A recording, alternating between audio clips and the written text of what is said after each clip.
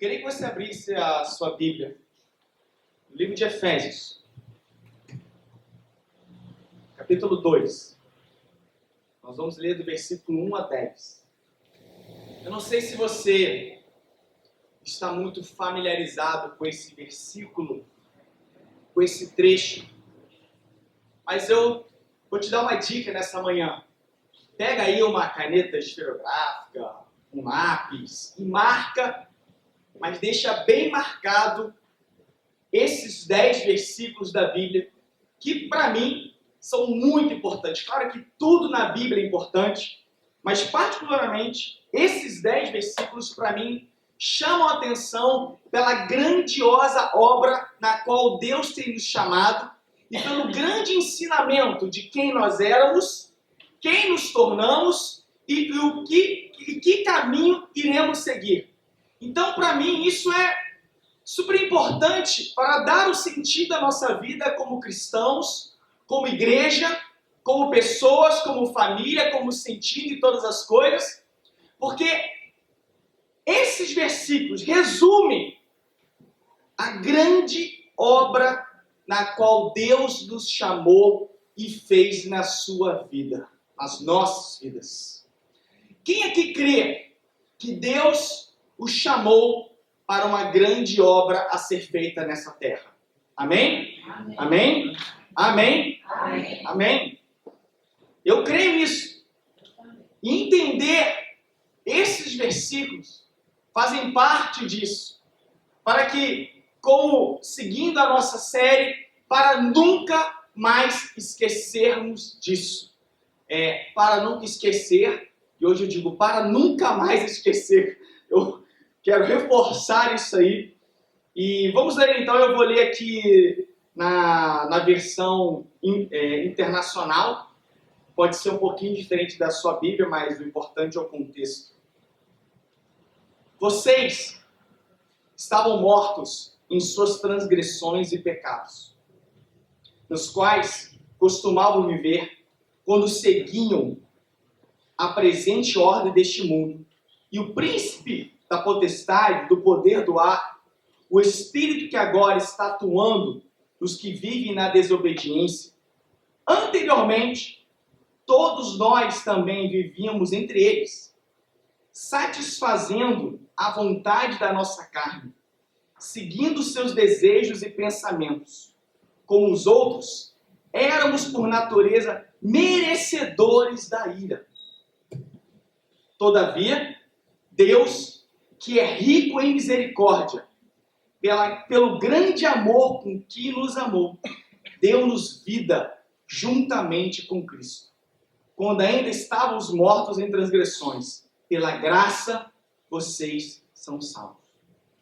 Deus nos ressuscitou com Cristo e com Ele nos fez assentar nos lugares celestiais em Cristo Jesus, para mostrar nas eras que hão de vir a incomparável riqueza da sua graça, demonstrada em sua bondade para conosco em Cristo Jesus.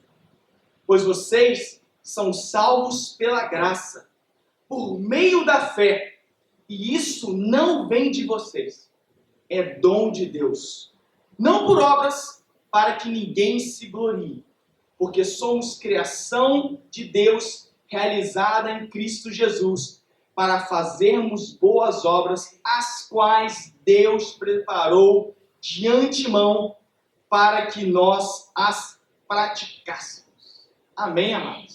Quem aqui já foi tocado por essa palavra? Não precisa nem pregar. É tão rico, é tão tremendo o que Paulo escreveu à igreja de Éfeso, que não precisava nem pregar. Era só ler 10 vezes até isso entrar na nossa mente. E a gente sair daqui com esses versículos decorados. Mas eu vou ter que dizer alguma coisa na qual o Espírito Santo de Deus me revelou em oração. E pela graça hoje, Ele está me usando aqui. Amém? É muito difícil explicar um pouco a graça. O pastor Gustavo sempre vem com temas muito simples, mas que não cabem em uma pregação. E ele sempre vem limitando os temas. Então eu tentei resumir aqui em 3 pontos, mais ou menos, e eu não preparei nem retroprojetor para que a gente andasse numa linha de pensamento e o tempo não fosse tomado, para que a gente entendesse realmente qual é a riqueza desse mistério, dessa bênção, dessa palavra na qual Deus hoje quer nos revelar nessa manhã. A primeira coisa, eu quero que você lembre-se, nunca se esqueça que você estava morto. Calma aí, pastor. Eu estava morto? Exatamente isso. A palavra fala que nós estávamos mortos. Mortos. Mortos em nossas transgressões. Então, pelo que a Bíblia está me dizendo, se eu estava morto, então agora eu vivo, é exatamente isso. Então, as pessoas que estão por aí, que não conhecem a Cristo, não receberam essa graça, não entenderam o poder transformador do Evangelho, elas estão mortas? Sim. Mas elas estão mortas, mas elas estão vivas. Amado, zumbi existe. Zumbi existe. Zumbi é um morto-vivo, não é verdade? Não é isso? Essa onda aí de zumbi, meu namorado zumbi, Guerra Mundial Z, tudo era zumbi aí, acho que ano passado teve uma série de filmes aí que é tudo zumbi. Meu filho estava jogando um joguinho lá e Minecraft zumbi, é tudo zumbi. E eu entendi que zumbi existe. Porque se a palavra fala que eu respiro, meu coração bate, eu vivo, mas eu estou morto, então eu sou um zumbi. Uma maneira esdrúxula para que você entenda como que anda a humanidade. Dominada pelo poder do pecado. A Bíblia fala que as pessoas não têm opção. Elas seguem as suas transgressões. Elas seguem o desejo da carne. Elas seguem o que o seu próprio nariz, o seu próprio umbigo mandam. Elas buscam e buscam e buscam desejos e mais desejos para satisfazer algo no seu interior que talvez nunca poderá ser preenchido. Porque estão mortas. Você estava morto. Você andava assim. O pecado te separava totalmente de Deus. Você queria buscar a Deus, Ele estava ao alcance, mas pelo fato de você não reconhecer que você estava morto, que você precisava de uma salvação, que você precisava dessa redenção, dessa graça de Deus, por esse simples fato de não se arrepender, não reconhecer o pecado que habita na humanidade, causou essa grande destruição no seu interior, no seu coração, e tem causado isso ao longo dos anos. Só que um dia você reconheceu. Mas as pessoas que estão aí fora, talvez elas anseiam por reconhecer que são pecadoras, estão em busca de salvação. Só que o diabo, que é o anjo de luz, que se faz de anjo de luz, entre aspas, ele engana as pessoas. Dizem que muitos caminhos levam a Deus, de que você pode ser salvo por obras, que você pode buscar o karma, sei lá o que, das quantas e conseguir. Paralelos ao grande poder e à graça de Deus que tem nas nossas vidas. Mas a grande verdade é que o pecado causou um poder destrutivo na humanidade, e esse mesmo poder destrutivo que hoje nós vemos por aí, está dentro de cada um de nós, influenciando a nos afastar totalmente de Deus. Eu estava uma vez tentando refletir, sobre o poder real desse afastamento de nós por Deus. Como vocês sabem, quando Deus criou o mundo e fez tudo, a primícia, a excelência da sua criação foi nós. Foi Adão, foi Eva, foi o homem E a mulher quase caiu com um pedaço de gesso lá em cima. Se eu fosse pentecostal, eu ia dizer que o diabo já está se manifestando. Quer dizer, eu sou pentecostal, mas também não é assim.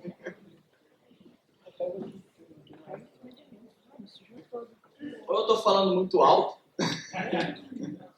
e aí, ou então, poder da palavra. Como eu estava dizendo antes do pedaço de gesso cair, gesso não, foi um isopor, né? Não é fazer mal a ninguém. Deus nos criou e Ele preparou o Éden para nós. E Deus nos criou não para que a gente ficasse lá 24 horas adorando Ele. Deus, Deus, eu te amo, Deus, Deus. Tudo bem, isso faz parte pelo nosso amor que nós temos por Ele. Mas Deus criou o homem e a mulher para ter intimidade com o homem e com a mulher. Ele criou parceiros, Ele criou amigos, Ele criou pessoas, seres que somos nós, que iam compartilhar dessa tamanha criação maravilhosa que Ele fez, que foi esse mundo, o universo e tudo que nele há. Então nós éramos ligados em Deus. Éramos como um em Deus. Adão e Eva conversavam com Deus, Deus tinha intimidade com Adão e Eva. Eram como átomos ligados numa molécula bem firme, bem forte, numa energia tamanha, que quando se desprendeu pelo pecado que habitou na humanidade, através da desobediência do homem, eu fico imaginando que se a nossa ligação com Deus era mais ou menos como esses átomos, né? Essa energia que une essas estruturas, essas moléculas, eu entendo que quando essas moléculas se romperam e nós nos afastamos de Deus, foi para mim um poder destruidor, como se fosse de uma bomba atômica. Porque a bomba atômica é isso. É quando esses átomos que estão com uma energia tão ligada se desprendem e causam uma explosão de destruição que é capaz de arrasar cidades, países, continentes e tudo mais. O homem tem poder para destruir esse mundo pela quantidade de bombas atômicas que existem por aí. Por causa desse desprendimento de átomos que rompem. E eu entendo que na nossa viagem, tentando imaginar esse poder destrutivo do pecado na humanidade, tentando simbolizar para mim exatamente esse símbolo. É de átomos que estavam juntos, nós e Deus, ligados, interligados, com uma energia, com um amor tamanho, que quando se romperam, houve essa tamanha destruição, desordem, caos. Quando a humanidade começou a andar pelos seus próprios caminhos, pelos seus próprios erros. E como Paulo fala em Romanos 1, Deus, por falta de arrependimento, por falta de não reconhecerem que precisam dele, os entregou às suas próprias paixões. E amados, nós estamos vivendo tempos em que me parece que o afastamento de Deus, ele está acontecendo em escalas, onde as pessoas estão cansadas de ouvir dessas coisas. Mas ao mesmo tempo, eu creio que Deus tem levantado pessoas, igrejas, gerações, que ao mesmo tempo que existe uma discrepância no mundo que se afasta de Deus, noutra ponta existem homens e mulheres que querem totalmente entregar os seus corações para Deus de uma maneira nunca antes acontecendo, que estão dispostos a pagar um alto preço para pregar esse evangelho a toda essa terra, no meio desse caos onde nós estamos vivendo de ideologias, de destruição de família, de problemas invadindo nossas casas, com crianças e todas as coisas mais, trazendo na mente das crianças, das próximas gerações, uma mente que parece que está mais inclinada a ser receptiva para o mal do que ignorando o mal. Como diz um filósofo, né, uma geração se escandaliza, a outra geração se não olha com tantos maus olhos e a outra geração aceita. Nós estamos vivendo gerações que estão aceitando coisas que no passado escandalizava qualquer um. Por causa da destruição do poder de acabar com a humanidade. E a humanidade está cada vez mais andando a passos largos, fazendo a sua própria vontade. O que a palavra fala? Não existe sentido para a vida vivendo e fazendo a nossa própria vontade. Você crê nisso? Amém? Amém. Amém. Porque nós estávamos mortos. Nunca se esqueça que você estava morto. Você, como diz Efésios 2, andava segundo a sua ordem, o príncipe do poder do ar, da potestade. O Espírito está agora atuando nos que vivem na desobediência, que outrora estavam também fazendo e satisfazendo a vontade da sua carne, seguindo os seus desejos e pensamentos. Como éramos por naturezas, olha o que Paulo diz, por natureza, merecedores da ira de Deus. Mas o segundo ponto, para nunca se esquecer, porque não tem como falar do poder regenerador, curador da graça, sem antes levar ao que nós éramos e o que nós somos. Porque vocês sabem que eu sou médico. As pessoas só me procuram quando tem doença. Ninguém vai ao médico quando não tem doença, não é verdade? Ninguém vai. Para quê? Para que eu vou no médico se eu não estou manifestando nenhuma doença? Como que a humanidade vai reconhecer que precisa da graça de Deus se ela mesma não reconhece que ela está morta e de que ela precisa de Deus? Por isso, o segundo ponto é: nunca se esqueça de que fomos salvos por essa graça. Amém, amados? Amém.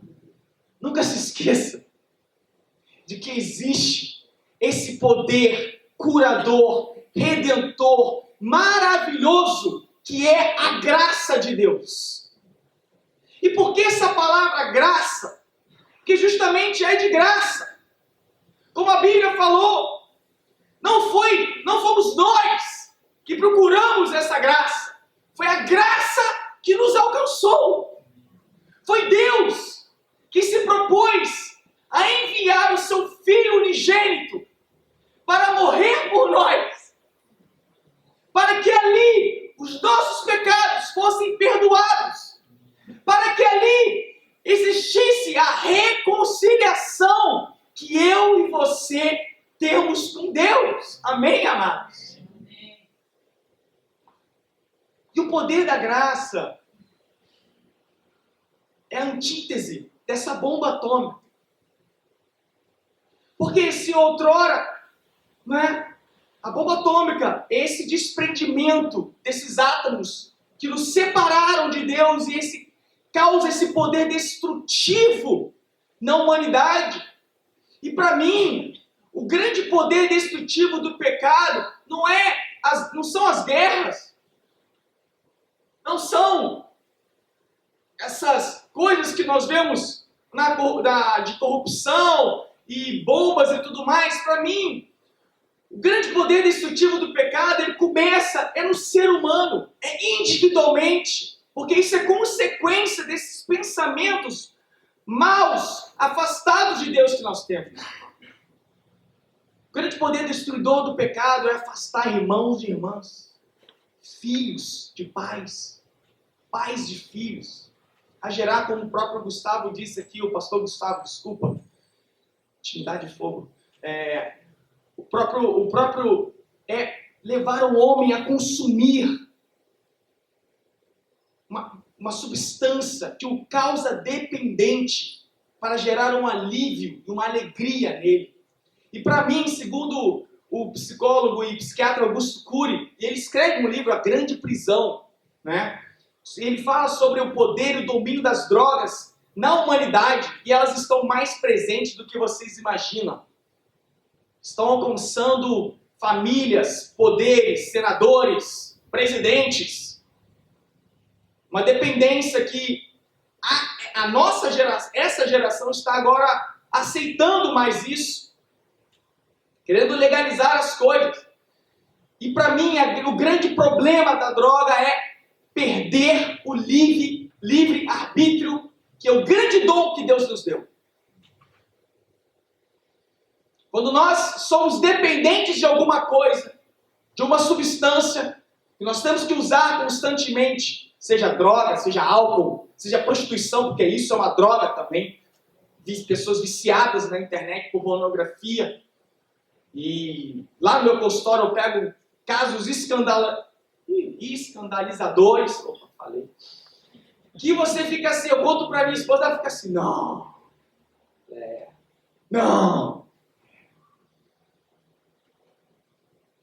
É você perder o livre-arbítrio. Você não consegue parar. Você quer ficar viciado numa coisa. Videogame também, uma droga. A gente tem que ir lá toda hora controlar o Davi por causa disso. Você não consegue parar. Você perde o seu livre-arbítrio e você fica dependente daquela coisa. E é por isso que a antítese disso, o contrário disso, é a gente ficar totalmente dependente de Deus. Essa é a graça. Se uma outrora eu era totalmente dependente do meu pecado, eu não conseguia viver, eu não tinha livre-arbítrio, eu vivia segundo as paixões da minha carne. Agora, eu vivo totalmente para Deus. A graça me alcançou, o seu amor me transformou. Eu antes era uma coisa, agora eu sou outra. E aí, eu fico pensando, voltando a esse poder, que se uma outrora o poder do pecado é destruidor, e Paulo fala, onde abundou o pecado, superabundou a graça de Deus. Então o poder da graça tem que ser maior do que o pecado. Eu imagino Jesus morrendo. Quando Jesus estava na cruz, sofrendo por mim, por você.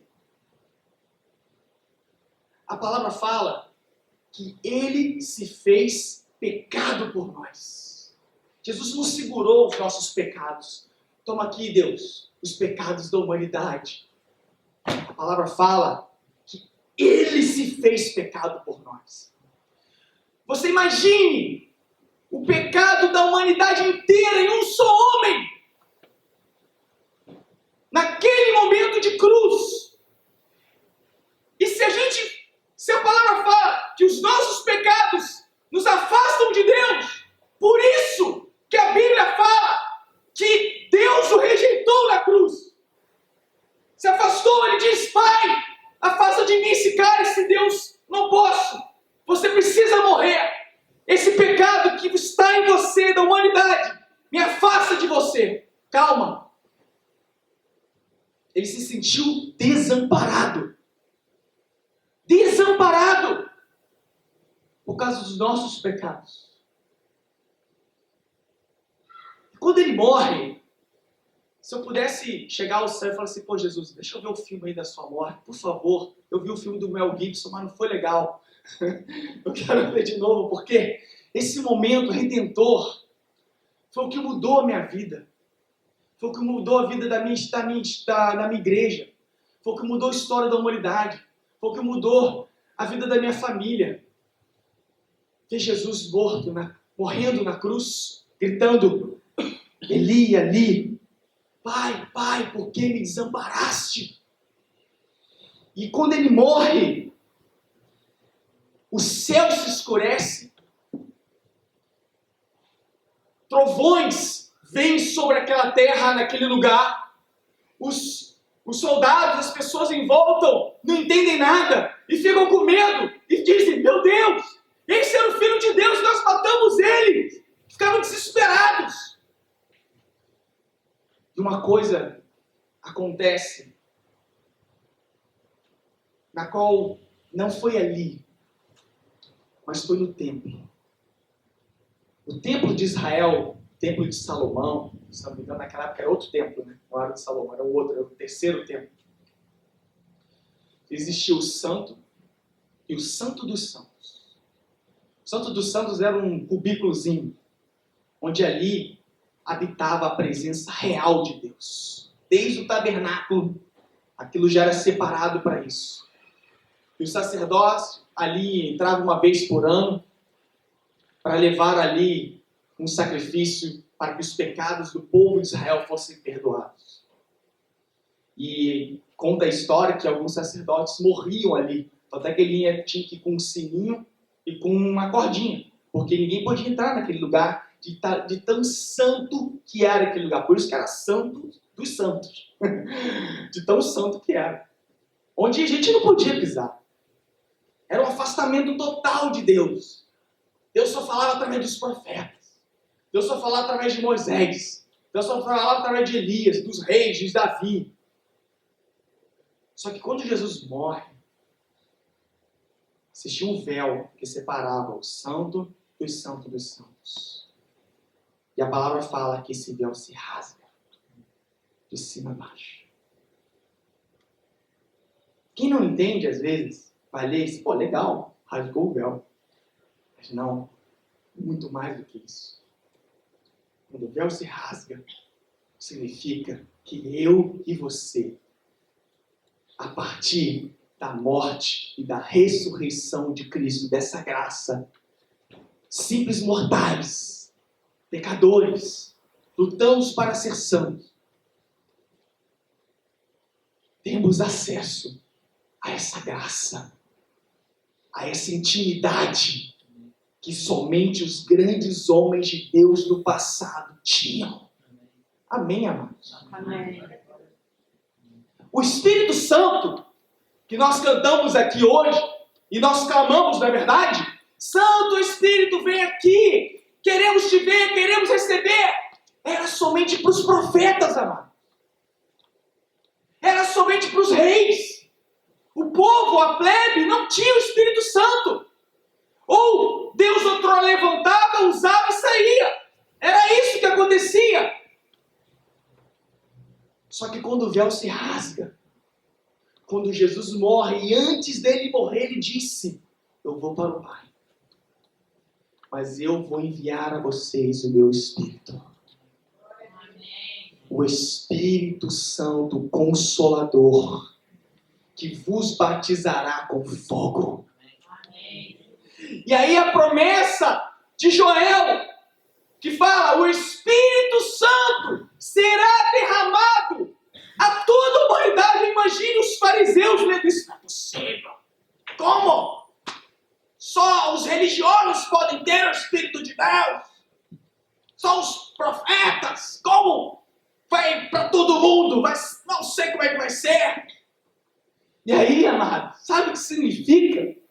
É que por causa dessa graça, por causa do sacrifício do Senhor Jesus, por causa desse poder regenerador e glorificador, o Espírito Santo que era dado a alguns através de Atos 2 do Pentecoste, ele decide habitar aqui,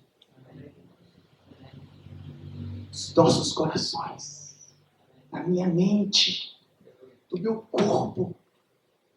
E aí Paulo escreve, vós sois sacerdotes, geração eleita, sacerdotes reais, povo adquirido, povo santo, onde o Espírito Santo habita em vós.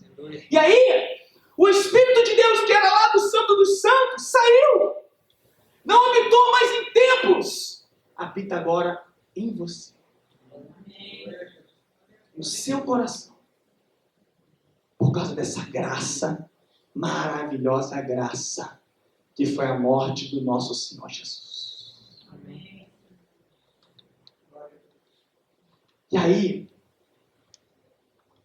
a gente fica imaginando, como, pastor Rodolfo? Não é possível, e eu como médico, não é chato esse médico, às vezes é chato, porque a gente fica raciocinando muito, a gente fica pensando nas sequelas. E aí a gente pensa nas histórias de transformação. Como é que alguém que foi abusado sexualmente, se prostituiu a vida inteira, teve relações com tudo, homem, mulher, animal, sei lá, usou tudo, qualquer tipo de droga, foi preso não sei lá quantas vezes, roubou, matou. Como é que alguém consegue ser transformado sem ficar nenhuma sequela na sua mente, no seu interior e se transformar numa nova criatura? Por causa desse enorme poder da graça de Deus. Amém, amados? Amém. E aí, o poder é tamanho que não dá para raciocinar, porque se você começar a raciocinar, você vai ficar assim, não é possível. Não, ele, ela, não, esse não. Porque Deus, amado, desculpa eu dizer isso, mas é a grande verdade. A graça de Deus não cabe no seu entendimento. Não dá para entender. Eu tentei, não dá para entender a graça de Deus. A graça de Deus não está em estereótipos. Eu ia vir aqui de bermuda, você sabia disso? Eu ia vir aqui entrar de bermuda, só que eu pensei, melhor não. Então, justamente para causar um impacto em vocês. De que não é se o cara tá tatuado, tá com piercing, tá todo escrachado, sei lá, que Deus não vai usar ele. Claro que a gente não vai ficar fazendo tatuagem, piercing por aí, pelo amor de Deus.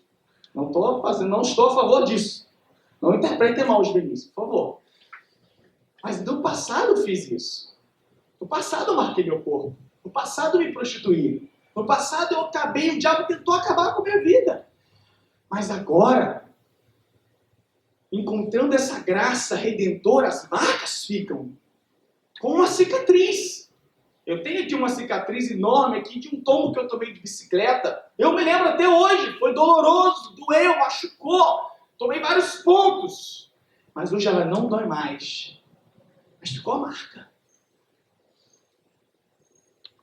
Só que ela não dói mais.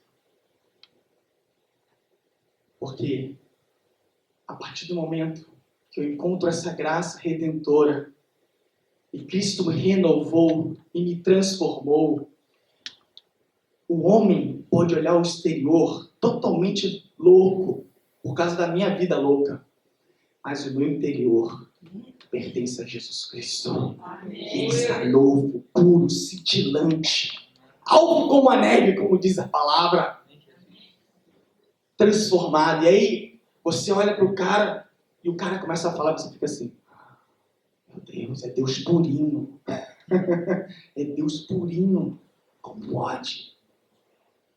Como pode Deus usar um cara assim, uma mulher assim? Como pode alguém ser curado? Porque Freud não explica isso. Psicoterapia não explica isso. Como é que o cara, da noite pro dia, o cara era o maior ladrão, assassino do bairro, e de repente ele está lá, na igreja, glorificando o Senhor Jesus, falando a paz do Senhor, meu irmão. Essa é o meu grande motivador de pregar o Evangelho é isso, porque eu creio nisso, eu acredito nisso, eu vivo para isso, porque senão eu não estava aqui. Para quê? Pregar palavras mortas? Palavras sem sentido? Filosofias? Não, amados. O que nós temos que pregar é a transformação e o poder de Deus às pessoas. Elas não querem ficar ouvindo abobrinha. Elas querem ouvir a palavra rema, transformadora que o homem curado, salvo pela graça de Deus. Eu acho que já passei já dos minutos. Para acabar, eu me empolgo quando falo da graça de Deus. Se não me engano, o pastor Faleiro, uma vez eu perguntei para ele, pastor, quando ele teve lá o infarto dele, né, eu falei, pastor, e aí, tá novo? Eu falei, meu filho, que ele, sou quase um filho dele, cada manhã, quando as misericórdias do Senhor se renovam sobre mim, eu sou uma nova criatura, um novo homem. Cada vez que eu venho assaltar, cada santa ceia, cada vez que no meu quarto me ajoelho, digo assim, Senhor Jesus, perdoa os meus pecados. Não me faz andar assim, assado. Muda o meu coração, muda o meu interior, muda a minha mente. Eu me torno uma nova criatura. Amém, amados? Amém. Eu não tenho que me tornar nova criatura há 3 anos atrás. Há 10 anos atrás, quando me converti. Há um mês. Eu tenho que me tornar nova criatura ontem. Anteontem. Hoje. Amém. Hoje é dia de Santa Ceia. Hoje é dia de você se tornar uma nova criatura. Amém. Hoje é dia de você receber essa graça. Hoje é dia de você sair daqui saltitando. Mesmo com diversos problemas. Você é uma nova criatura. E o Deus que está em você te dará a solução para resolver os seus problemas. O maior problema da humanidade é saber o que vem depois da morte. E esse problema Jesus Cristo resolveu, amados. E todos aqueles que recebem essa graça e acreditam nesse poder regenerador, porque são salvos por essa graça, não é por obras. Olha como é que a palavra vai, não é, pastor? Ela fala assim, não adianta você vender suas roupas, dar o seu dinheiro aos pobres, fazer milhões e milhões de caminhadas e não sei o quê. Não adianta nada. Nada vai te salvar por obras. Ajoelhar, se sacrificar, nada. É pela graça que sois salvos. Isso não vem de vocês, pertence ao único Senhor e Salvador da humanidade, Jesus Cristo, que morreu por nós na cruz do Calvário. Amém. E para acabar, a terceira, nunca se esqueça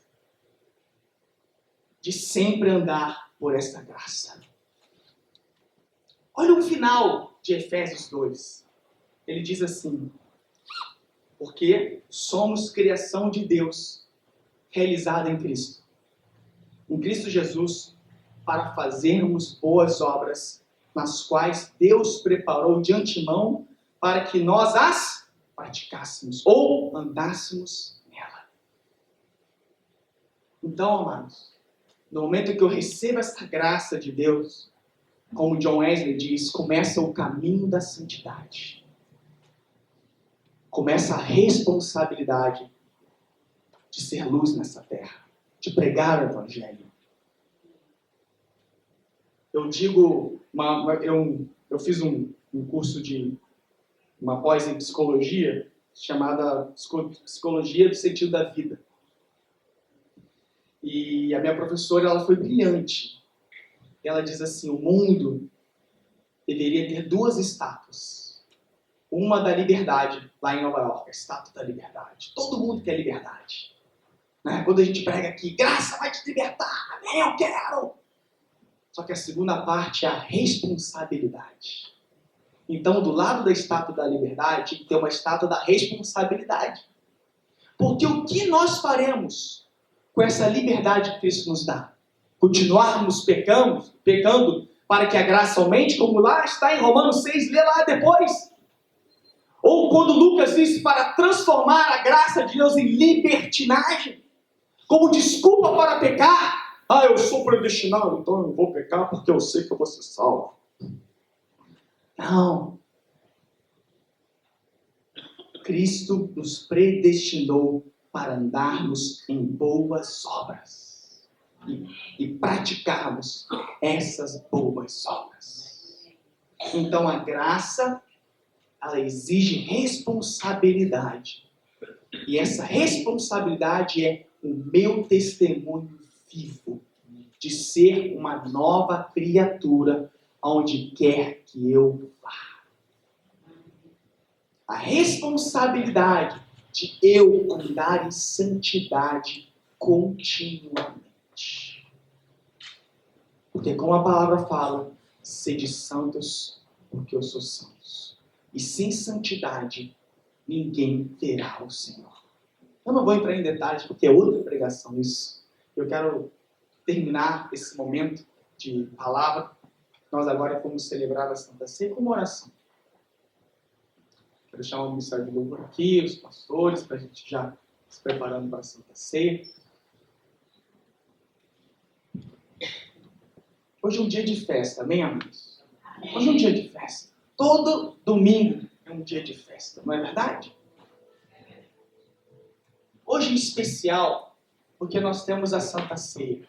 Pastor Gustavo, você me dá a liberdade de fazer antes a oração, antes da ceia? E a palavra fala que antes de tomarmos a ceia, Paulo diz, analise o homem a si mesmo. Eu gosto muito desse momento de reflexão. Para que a gente não tome a Santa Ceia em condenação. E a palavra fala em Romanos 8, que já não há mais condenação para aqueles que andam em Cristo Jesus. Amém, amados? Amém. Não tem condenação. Porque o diabo, ele vai estar sempre tentando te lembrar do teu passado. E ele vai usar pessoas que não conseguem se livrar do seu passado. Esses mortos, esses zumbis, que precisam de nós para ganhar, para eles próprios ganharem essa vida eterna. Mas os zumbis estão mortos. E se estão mortos, eles não entendem o mundo dos vivos. Porque a igreja é viva e nós somos vivos aqui, nessa manhã. Só que o nosso acusador, o diabo, que a palavra fala em Apocalipse, que ele está 24 horas diante de Deus tentando nos acusar para pecarmos e cairmos. Porque o diabo, sem o poder do pecado, ele não faz nada. Ele só consegue entrar na vida do crente e afastá-lo da igreja quando o pecado entra na vida. Como ele fez na humanidade. Ele só teve acesso a Adão e Eva quando o pecado entrou na humanidade. Então, uma vez que somos salvos por essa graça, esse pecado não tem mais domínio e poder sobre nós. Amém, amados? Mas nós temos o DNA imperfeito. O DNA de Jesus é o DNA puro. Ele não pecou. Cordeiro sem pecado. E esse DNA nós vamos receber agora. Quando ele voltar. E ele vai voltar. Amém, amados? Essa é a nossa esperança. Como Paulo diz, se esperarmos de Cristo somente nessa terra, somos os mais infelizes dos homens. Já é a segunda manhã que isso tem falado aqui, não é? Já é a segunda manhã. Eu gosto de uma frase que diz, nós não somos pecadores lutando para ser santos. Nós somos santos lutando contra o pecado. Eu já fui redimido, a graça já entrou em mim, mas eu peco. Eu cometo erros. Eu maloo minha esposa, meus filhos, meu amigo, a igreja, no meu trabalho. Eu faço coisas erradas. Só que quando eu faço uma coisa errada, eu tenho o Espírito Santo. Por isso que o Espírito Santo habita em nós, amados. Porque a transformação é de dentro para fora, não é de fora para dentro. E ele está aqui, ó, na minha mente, controlando o meu interior. E ele diz, você pecou. Você errou. Se arrependa. Ajoelhe-se. Peça perdão àquela pessoa. Isso não foi uma boa atitude de crente. Olha, no dia que eu fiz uma oração, essa oração é bênção, amados. Mas olha que você vai orar. No dia que eu fiz assim, Senhor Jesus, muda o meu caráter, pastor Gustavo, muda o meu caráter. Deus me fez me colocar em cada situação. Vocês não têm noção. Mas eu escolhi ter o caráter de Cristo. E por causa desse caráter, eu tenho que me humilhar. Até diante de zumbis, de pessoas que querem o meu mal. Eu tenho que me humilhar. E dizer, me perdoa. Eu falei isso de você por trás. Eu traguei isso. Eu não fui justo com você. Ou então uma mentira que eu conto aparece. E eu tenho que me humilhar e dizer, eu menti, me perdoe. Já aconteceu isso comigo várias vezes. Só que cada vez mais que eu me coloco diante dessa graça, esse pecado, ele não tem mais domínio sobre mim. E cada vez mais eu vou errando menos e menos. Porque esse é o processo, o caminho da santidade. O importante não é o grau que você está de santidade, amado. Isso aqui não é uma... como é que é o nome mesmo? É maçonaria, né? Que tem graus, sei lá, aquela coisa doida lá. Não. Nós estamos no mesmo patamar diante de Cristo Jesus. Juntos, nós estamos buscando essa santidade. Alcançar essa graça, viver para Ele e morrer para Ele. Por isso, nesse momento, se você puder se ajoelhar, aí mesmo no seu lugar, antes da Santa Ceia, e começar a falar com Deus. Teve um teólogo chamado Schleiermacher que ele diz: a salvação verdadeira é quando temos totalmente dependência e intimidade com Deus. Se não queremos ser uma igreja de joelhos, isso tem que começar em mim. Conversa agora com teu Deus. O Espírito Santo está dentro de você. Ele habita em você. E diga: Deus, me revela os meus pecados. Revela a minha falha de caráter. Revela-me o mal que eu fiz ao meu próximo. A atitude que eu tomei que não foi digna de um seguidor de Cristo.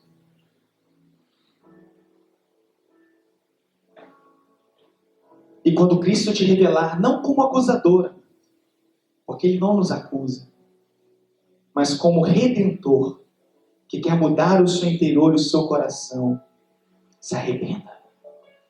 Arrependimento é metanoia, mudança de mente. Nasça de novo nesse momento.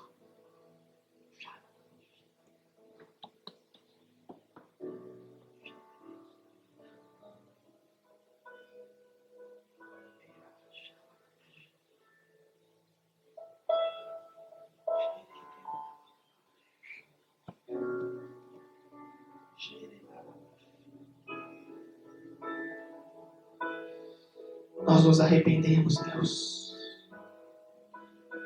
Nós nos arrependemos. Nós nos arrependemos. Nós nos arrependemos, Deus. Como igreja de joelhos, opere em nós as tuas grandes obras, Senhor. Espírito Santo, Consolador, consola as nossas feridas. Vem curar-nos. Tem pessoas aqui, eu não falo isso, mas há um poder de cura e regenerador nesta manhã na sua vida.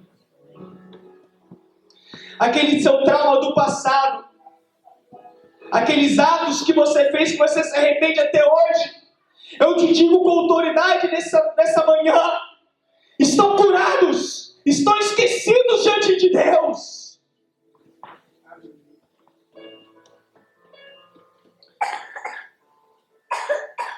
Segure essa palavra no seu coração, meu amado. Os traumas do passado não impedirão a grandeza da obra que Deus tem revelado sobre a sua vida. Perdoa os nossos pecados, Senhor Jesus. Purifica a nossa mente antes agora de tomarmos a Santa Ceia, para com ela nascermos e nascermos e nascermos de novo.